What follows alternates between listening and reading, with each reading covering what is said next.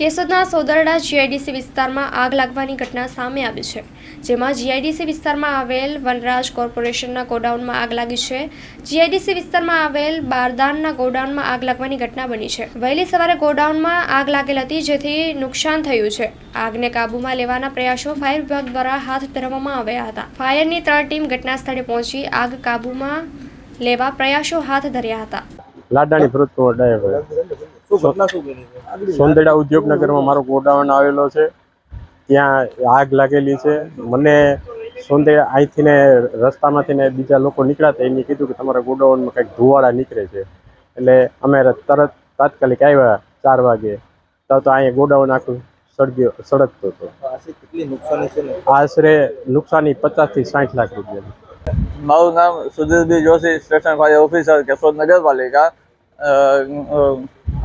ગઈ રાત્રે અમારા ફાયરના કંટ્રોલ રૂમમાં 4 વાગ્યાની આસપાસ કોલ આવેલ કે સોંદરા જીઆઈડીસીમાં બારદાનના ગોડાઉનમાં આગ લાગેલ.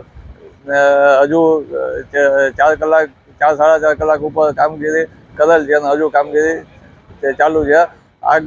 આગ કાબૂમાં આવી ગઈ છે. કોઈ જાતની કંઈ જાનહાનિ થયેલ નથી.